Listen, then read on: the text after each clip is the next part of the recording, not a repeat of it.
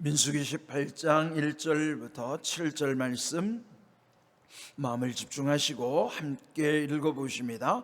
여호와께서 아론에게 이르시되 너와 내 아들들과 내 조상의 가문은 성소에 대한 죄를 함께 담당할 것이요 너와 내 아들들은 너희의 제사장 직분에 대한 죄를 함께 담당할 것이니라.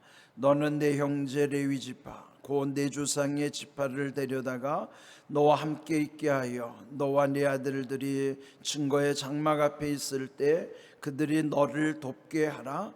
레위인은 내 직무와 장막의 모든 직무를 지키려니와 성소의 기구와 제단에는 가까이 하지 못하리니 두렵건대 그들과 너희가 죽을까 하노라.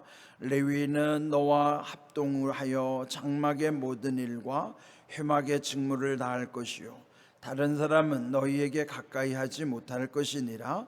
이와 같이 너희는 성소의 직무와 제단의 직무를 다하라. 그리하면 여호와의 진노가 다시는 이스라엘 자손에게 미치지 아니하리라. 보라, 내가 이스라엘 자손 중에서 너희의 형제 레위인을 택하여 내게 돌리고 너희에게 선물로 주어 회막의 일을 하게 하였나니 너와 네 아들들은 제단과 휘장 안의 모든 일에 대하여 제사장의 직분을 지켜 섬기라. 내가 제사장의 직분을 너희에게 선물로 주었은즉 거기 가까이 하는 외인은 죽임을 당할지니라. 아멘. 오늘 제목을 보시면은 다시는 미치지 아니하리라. 그 앞에 보면은 여호와의 진노가 다시는 이스라엘 자손에게 미치지 아니하리라. 그 5절 말씀을 제목으로 삼았습니다. 하나님이 우리에게 주시는 은혜를 늘 소중히 여겨야 하잖아요. 그런데 우리가 일상에서 늘 경험하는 것은 감사하기가 쉽지 않아요. 우리가 늘 건강한 사람들은 건강한 것을 마치 당연하게 여기고요, 그럼 건강한 것에 대한 감사를 별로 생각하지 않습니다. 그러다가 아프기 시작하면 건강을 잃은 다음에야 건강의 소중함을 깨닫게 되죠. 그렇게 보면 우리가 일상에서 누리는 당연한 것들이 결코 당연하지 않다는 사실을 깨달아야 하는 것이죠. 저도 병원 신방을 하다 보면은 그 병원에서 그 산소호흡기를 끼고 있는 분들을 보면 숨 쉬는 것도 이게 얼마나 큰 은혜인가, 그런 걸 생각하게 됩니다. 그러니까 은혜를 늘 감사해야 됨에도 불구하고 하나님이 주시는 일상의 은혜를 마치 당연한 것처럼 여김으로써 감사가 사라지는 거예요. 그러면 여러분, 이게 영적인 위기가 거기서부터 오는 것이죠. 하나님의 은혜를 늘 기억해야 하는 것은 그래야 늘 감사하게 되고, 그러면 무너지지 않아요. 그래서 오늘 여기 주신 말씀도 하나님의 진노가 왜 그들에게 임했는가? 하나님의 은혜를 헛되이 여겼기 때문이에요. 그렇다면 여기 하나님이 그 백성들에게 여호와의 진노가 다시는 미치지 아니할 것이라, 그는 뭘까요? 이미 그들이 아주 호되게 하나님의 진노를 겪었어요. 그는 이미 앞에서 우리 16장에서 묵상했잖아요. 고라와 그 일당들이 합세하여 모세를 대적한 것이지만 실제로 하나님을 반역했던 사건이에요. 그 일로 인하여 그 고라 일당들이 다 땅에 그냥 묻혀버린 사건, 지진이 일어나서 그들이 다 묻히고 땅이 탁 닫혀버리는 사건, 또 그들을 따랐던 250명의 지휘관들은 그들이 들고 갔던 향로에서 불이 나와 다 불타 죽었던 사건, 또 그 이후에 또 원망하고 불평했던 이들이 연병에 걸려가지고 우리 16장 끝에서 본 대로 14,700명이 죽었던 비극적 사건이 있었던 것이죠. 그 일 후에 하나님이 다시는 이런 일이 발생하지 않도록 이런 조치를 취해 주시는 거예요. 그래서 오늘 여기 결론적으로 5절의 말씀에 보면은 그리하면 여호와의 진노가 다시는 이스라엘 자손에게 미치지 아니할 것이다 말씀하시는 거예요. 이 말씀을 우리에게 적용한다면 만일 우리 삶 속에서도 하나님의 은혜를 헛되이 여겼거나 또는 그로 인하여 진노를 당했을 때에, 그럼 우리 자신이 돌이켜 깨달아야 되잖아요. 그리고 어떻게 해야만 다시는 하나님의 진노가 우리에게 미치지 아니할 것인가, 그거를 깨닫고 살아가는 것, 그것이 얼마나 중요할까요? 그게 더 큰 은혜입니다. 하나님은 우리에게 이렇게 더 큰 은혜를 베풀어 주시는 거예요. 이들이 하나님을 반역하고 모세를 대적했던 까닭은 고라가 생각한 것처럼 모세나 고라나 다 똑같은 레위 지파에 속하고 또 그들은 서로 사촌지간인데, 아니 누구는 앞에서 큰 일을 맡아서 모든 일을 막 하나님의 영광을 독차지하는 것 같고, 자기가 하는 일은 별것도 아닌 것 같고. 그러니까 우리가 늘 생각하잖아요. 그나 나나 별 차이도 없는데 왜 그는 저렇게 유별나게 하나님이 세워주셨나. 여러분, 우리 이제 주일날도 그 말씀 나눴지만은, 마르다가 하는 일이 소중함에도 불구하고 마리아를 보는 순간에 은혜가 다 사라지고 원망하고 불평이 남게 되는 것이죠. 그렇습니다. 이에 우리가 은혜를 잃어버리면 우리 안에 얼마나 많은 부작용들이 나타나는지 몰라요. 하나님이 우리에게 맡겨주신 직무가 소홀한 게 어디 있습니까? 다 소중한 일이죠. 그래서 우리 이런 모든 일을 다시 그 백성들에게 깨우쳐 주시는 것은 아론에 대한 권위를 확실히 세워주시는 거예요. 그 아론에 대한 권위를 세워주시는 것은, 그러면 아론은 그 권위에 대해서도 또 무한 책임을 져야 되는 거예요. 여기 1절에 보면은 그 아론과 그 자손들에게 명하기를, 그들이 성소에 대한 죄, 또 제사장 직분에 대한 죄, 그들이 담당할 뿐만 아니라 또 22절에 보시면은 형제 레위 지파들 그들과 함께 협력하라는 거예요. 2절 끝에 보면은 그들이 증거의 장막 앞에 있을 때 그들이 너를 돕게 하라. 여러분, 하나님이 이런 지도자로 세워주실 때 지도자가 해야 될 일이 뭘까요? 먼저 자기를 돌아봐야 돼. 거리끼는 게 없어야 돼요.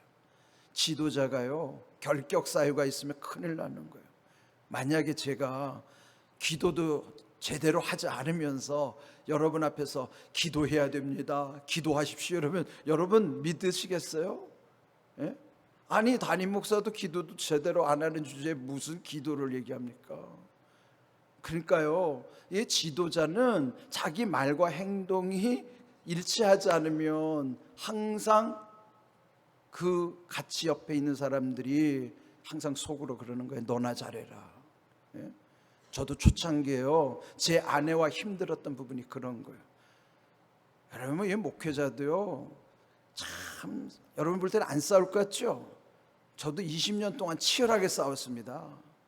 지금 이제 20년 넘어가 지금 30년 돼 가니까 지금은 이제 싸울 일이 별로 없는데, 그런데요, 그렇게 치열하게 싸우고 나면 제일 힘든 부분이 이런 부분이에요. 싸우고 나서 여기서 저는 옳은 말을 막 하죠. 저 뒤에 앉아있는 한 여인은 항상 속으로 그러는 거예요. 너나 잘해. 안 날 것 같죠? 다 들려요. 저는 그거 어떻게 알아요? 제 스스로 양심에 갇히게 되기 때문에 그 은혜가 안 되는 거예요. 근데 지금은 왜 담대한가? 이제는 싸울 일도 없고 서로 축복하는 관계이다 보니까 이제는 서로 보기만 해도 좋아요. 예? 그러니까 이제는 말씀에 거리낄 일이 없어요. 그러니까 저도 여기서 말씀을 담대하게 전할 수 있는 거예요. 사랑하라는 말을 담대하게 해서, 왜? 내가 사랑하니까. 그래, 옛날에는 삐그덕거리면서도 옳은 말을 하면 다른 사람들은 모르잖아요. 그러면 다 아멘 아멘 해도 한 여인은 절대 아멘 안 합니다. 그게 그래서 어려운 거예요. 가정관계에서도 마찬가지죠. 예? 왜 자식이 부모를 말에 순종을 안 하는가? 부모가 말과 행동이 다르면 아이들도 다 속으로 그럽니다. 교회도 마찬가지예요. 예? 그러니까 이 지도자가 어려운 것은 말과 행동이 일치하지 않을 때는 절대로 따라가지 않아요. 예? 그래, 요즘 제가 늘 묵상하는 게, 우리 교회 공항감리교회의 줄임말이 공감이잖아요. 얼마나 좋은지 몰라요. 왜? 공감으로부터 모든 게 시작돼요. 마음 통하는 거로부터. 예? 그래서 요즘은 깊이 생각하는 게 지도자의 제일 덕목이 바로 공감이구나. 그러니까 여러분, 지도자는 마음이 통하는으로부터 지도자가 되는 거지, 마음이 통하지 않는데 지도자 할 수 없어요. 그래서 저는요, 요즘 그래요. 내 목회하려고 하는 내 후배들에게 한마디를 해주라고 하면, 공감 능력이 없으면 당신 목회하지 마시오. 공감 능력 없으면 목회하면 안 된다. 마음도 통하지 않는데 어떻게 목회를 합니까? 공감 능력이 떨어지면 절대로 지도자를 할 수가 없는 거예요. 대통령도 공감 능력 떨어지면 국민과 소통할 수 없잖아요. 모든 지도자는 제1 덕목이 공감 능력이 돼야 되는 거예요. 마음 통하는 힘이 있어야 되는 거예요. 그게 어디서부터 와요? 하나님이 은혜 주셔야만, 은혜 안에서 그 모든 은혜를 깨닫고 감사로 살아가는 사람들은 거기서부터 자기가 모든 마음이 자유하고, 그래서 모든 이들과 마음을 통할 수 있는 공감 능력을 얻게 되는 거예요. 그래서 여기서 하나님이 이들 권위를 세워주시는 것은 그들과 함께 연합하라 하는 거예요. 돕게 하라. 그러니까 요즘 보면요, 우리 교회 지금 연합하는 일들이 잘 이루어지고 있어요. 이런 모든 것이 우리 모두가 주님의 교회를 세우는 데 있어서 아주 중요한 것이. 3절에도 보면요, 거기에 셋째 줄에 두렵건대라는 말이에요. 왜 두려워하라는 건가? 가까이 하지 못하리니 두렵건대 그러면 너희가 죽을까 하노라. 여기 가까이 하지 못하게 한다는 말씀은요, 함부로 하지 말라는 뜻이에요. 우리가 가깝다는 말을 때로는 오해해요. 함부로 해도 괜찮은 것처럼. 아니에요. 가까운 건 함부로 하는 게 아니에요. 가까이 하는 사이는 더 소중하게 여겨야 되는 거예요. 근데 우리는 보면 조금만 가까우면 서로 막 함부로 대하려고 하잖아요. 그렇게 하지 말라. 그러면 죽는다는 거예요. 지금 이 때문에 사달이 난 거예요. 연합하되 가까이 하지 마라. 그는 뭐냐면 너무 가까워서 함부로 하지 말라는 거예요. 지난번 말씀드렸지만 불각은 불가원의 원리예요. 불가하면 하면 안 된다는 게 불가죠. 그건 뭐예요? 너무 가까이 가지 말고 불가하지 말라는 거예요. 너무 멀어지지도 말라는 거예요. 우리 인생은 너무 가까워가지고 함부로 하거나 너무 떨어져가지고 너무 또 소외감을 느껴도 안 된다. 그 인생의 사랑을 일컬어서 뭐라 그래요? 고슴도치 사랑이라고 그러잖아요. 그 고슴도치 사랑이 뭐예요? 고슴도치가 너무 가까이 하다 보니까 서로 가시로 찔려서 피가 난단 말이에요. 그래 또 너무 떨어지니까 추워서 견딜 수가 없는 거예요. 그런데 고슴도치의 지혜가 뭔지, 서로를 찌르지 않을 정도로 붙어서 체온을 유지하고 사랑을 나누는 관계, 그게 고슴도치 사랑이에요.